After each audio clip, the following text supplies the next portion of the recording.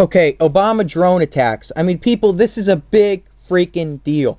For so long, I've kept quiet on this, and I can't any longer because it's a real problem in our country.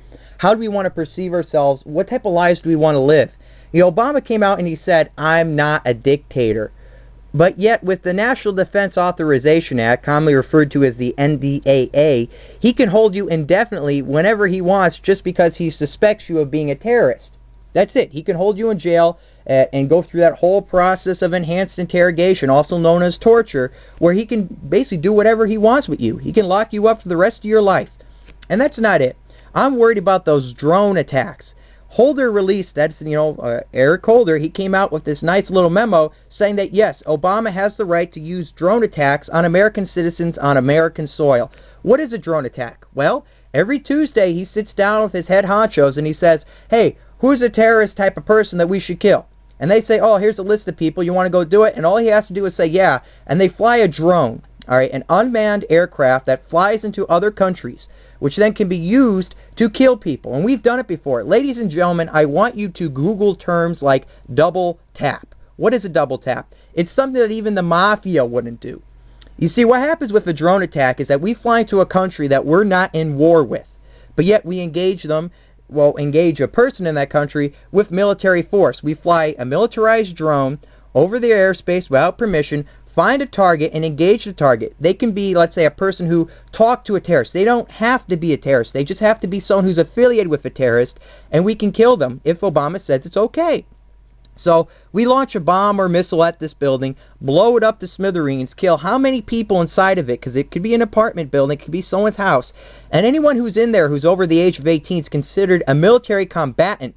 Because, well, they should know better than hang out with people who might be terrorists, so obviously they're guilty themselves. And if they're a child, because there's about 200 children now who are dead due to drone attacks, they're considered just collateral damage. It doesn't matter that they're someone's child. They're an innocent child which we killed, but it's okay now.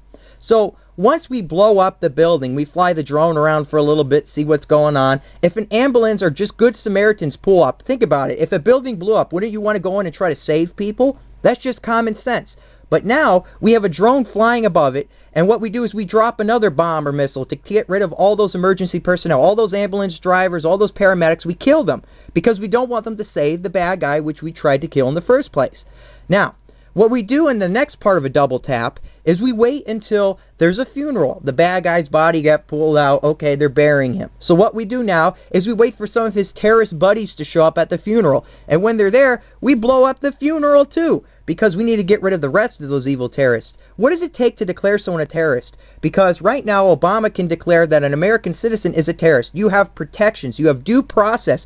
A politician can't just go out and kill you, but yet we're forgetting about that. And Obama's saying that, yes, a president has the right to kill an American who he believes is a terrorist without any court case. Now you're judge, jury, and executioner. How can you do that? How can a president do that and claim he's not a dictator? If, let's say, if this was China or if this was Iran or something like that, and the president was killing people who he thought might be a terrorist to his, government, wouldn't we get upset?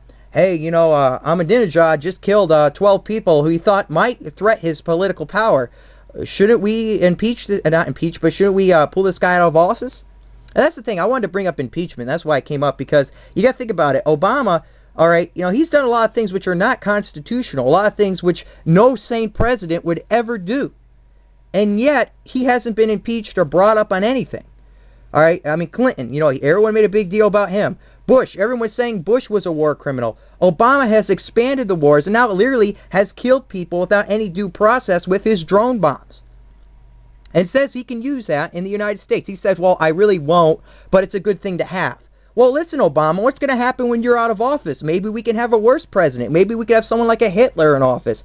And when you give him the National Defense Authorization Act powers, and you also give him the ability to kill people with drones, what makes you think he's not going to use it? How can we truly be a free people? How can we be a person who respects human rights and at the same time allow these drone attacks to occur? I mean, just 6 months ago, if you talked about drone attacks, you're some sort of conspiracy theorist. Now, all of a sudden, it's admitted and no one cares. No one's saying anything. Where are all those kids who used to go out and protest saying that Bush was a war criminal when Obama's doing the same thing and even worse than what Bush did? So that's what I have to say. Ladies and gentlemen, wake up. It's getting bad out here. People, I'm not done yet. I got more to say here. You know, one of the funny things is that right now you hear this talk about gun control, that people can't have guns, they can't have rifles, they can't have pistols. The government can have drones and kill people's innocent children all the time without any processes. That's fine. It's okay to give them a nuclear arsenal and have these drones flying over our head, allowing them to fly 30,000 at one time over our cities. I mean, this is ridiculous. Another thing that really gets me upset, which is something that really, you know, it worries me, is that in the future, do you think that people in the countries that we're drone bombing are going to like the United States? Do you think that perhaps maybe we're creating a future generation of terrorists? Let's think about it. Your best friend's house was bombed, or the apartment he lived in was bombed, killed him and his whole family, and then when the ambulance came to save some people, they bombed them too. Wouldn't you want to attack that country? Wouldn't you want to hate that country? I mean, if the chance came up that you could, you know, fight them some way in some form, wouldn't you want to volunteer yourself to do that?